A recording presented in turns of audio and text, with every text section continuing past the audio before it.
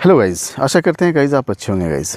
Guys अक्सर जो छोटी छोटी चीज़ें हैं वो आगे चल के एक बहुत बड़ा एक इशू बन जाता है और एक आपका करियर के ऊपर में एक बहुत बड़ा इफेक्ट डालता है। हम बात करेंगे अगर आप client interview Dubai, Saudi, Oman किसी भी जीसीसी कंट्री के लिए अगर आप क्लाइंट इंटरव्यू देने के लिए जाते हैं तो ये गलती कभी नहीं कीजिएगा। इस गलती को मैं आपको बताऊंगा ताकि आपका नॉलेज बढ़ेगा। आपका नॉलेज आज फिर बढ़ने वाला है और इस वीडियो को आप देखिए, आपका नॉलेज में कुछ ना कुछ इम्प्रूवमेंट होगा और ये आगे चल के बहुत काम आएगा आपको। गाइज़ कभी भी आप क्लाइंट इंटरव्यू देने के लिए जाइए तो कुछ चीज़ों को आपको ध्यान रखना होगा जो कि मैंने फेस किया है और सभी फेस करते हैं। इस चीज़ को सारे लोग जो भी गल्फ़ में नौकरी करते हैं, जो भी क्लाइंट इंटरव्यू फेस किया है, ये एक्सपीरियंस है, सारे लोग इसको फेस करते हैं।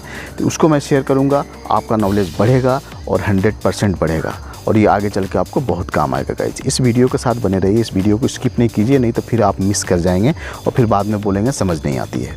गाइज आइए शुरू करते हैं। गाइज जब भी आप इंटरव्यू देने के लिए जाते हैं, क्लाइंट इंटरव्यू देने के लिए जाते हैं, तो जब सब कुछ हो जाता है, आपका डॉक्यूमेंट चेक कर लेता है क्लाइंट, आपका CV पढ़ लेता है, आपका इंटरव्यू ले लेता है, जब आपसे सेटिस्फाइड हो जाता है तब लास्ट में एक क्वेश्चन करता है। सैलरी के लिए आपका नेगोशिएशन वहाँ शुरू होता है। वो नेगोशिएट करता है आपके साथ कि आप इतना ले लो, इतना ले लो, इतना ले लो। लेकिन प्रॉब्लम क्या है, यहाँ तक तो बात ठीक है, लेकिन प्रॉब्लम ये है कि जो नए लोग हैं वो क्या करते हैं कि उस क्लाइंट क्या है कि वो देखो, वो भी एक बिज़नेस कर रहा है और वो भी किसी ना किसी कंपनी की तरफ से है। वो चाहेगा कि कम से कम सैलरी में एम्प्लॉय को हायर करके लेके जाऊँ मैं यहाँ से और अपने कंपनी में उसका नाम, नेम एंड फेम होगा, क्योंकि वो वही काम के लिए कम से कम सैलरी में अच्छे टेक्नीशियन को, अच्छे एम्प्लॉय को उसने हायर किया। तो कंपनी कहीं ना कहीं उसको अप्रिशिएट करती है कि क्लाइंट क्या करता है। क्लाइंट जब भी आपको करेगा तो वो आपको प्रॉमिस करेगा, ठीक है ना।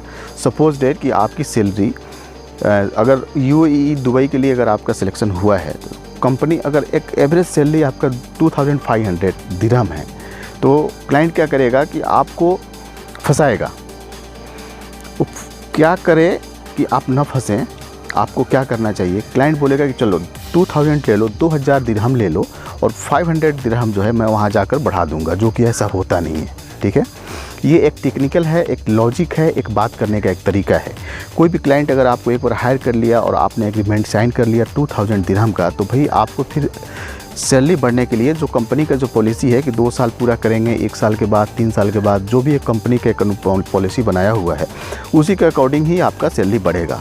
तो इस गलतफहमी में कभी नहीं रहिए। और लोग क्या करते हैं कि भ्रमित हो जाते हैं, क्लाइंट के चक्रव्यूह में फंस जाते हैं। तो क्लाइंट आपको फंसाता है। क्लाइंट बोलेगा चलो सपोज कि 3000 है आपका सैलरी, वो बोलेगा कि 2000 ले लो या 2500 ले लो और 500 जो आपका दिरहम है हम वहाँ जा कर के बढ़ा देंगे। तो ये बिल्कुल रॉन्ग है और आपको जो यहाँ बोलेगा, जो एग्रीमेंट साइन करेंगे, जिस पे डन हुआ वही मिलेगा।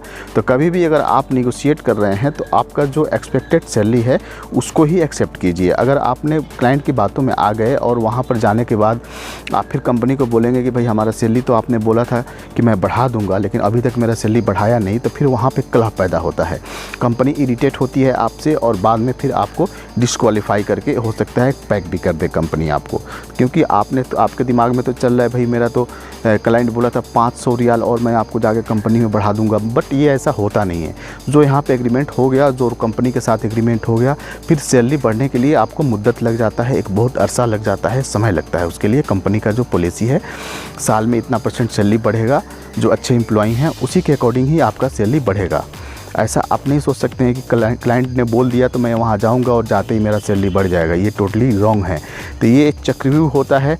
कभी भी आप इंटरव्यू देने के लिए जाइए तो कोशिश कीजिए कि जो आपका एक्सपेक्टेड सैलरी है उसको अगर आप एक्सेप्टेबल नहीं है, आपको लगता है कि नहीं मेरे जॉब के अकॉर्डिंग, मेरा जो वर्क है उसके अकॉर्डिंग ये सैलरी अच्छी नहीं है, तो आप रिफ्यूज़ कर सकते हैं। अगर आपने एक्सेप्ट कर लिया तो फिर वहाँ पर जा कर के एक्सपेक्ट नहीं कीजिए कि भाई मेरा सैलरी तो इतना बोला था। ये नहीं होता है ऐसा।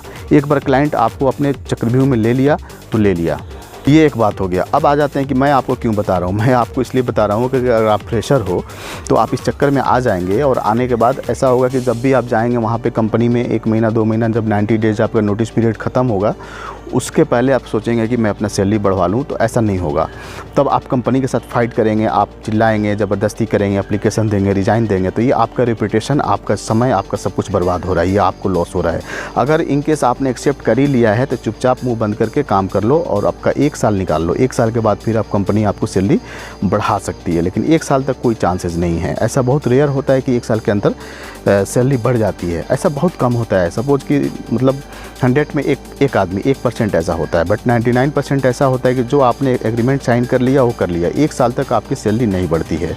तो मिस्टेक क्या हुआ? मिस्टेक ये हुआ कि आप जो है कभी भी क्लाइंट इंटरव्यू देने के लिए जाते हो तो आपका जो एक्सपेक्टेड सैलरी है कभी भी उसके अगेंस्ट में नहीं आप साइन कीजिए। अगर आपको एक्सेप्टेबल है, लगता है कि हाँ इतनी सैलरी मेरे लिए, मेरे लाइफ के लिए, फैमिली के लिए एनफ है, तो ठीक है चाहिए, बट वहाँ पर जा कर के सडनली आप फाइट नहीं कर सकते हैं सैलरी बढ़ाने के लिए। ये कुछ छोटी छोटी चीज़ें थी, मैंने आपको बताया। आई होप ये वीडियो ठीक लगा होगा।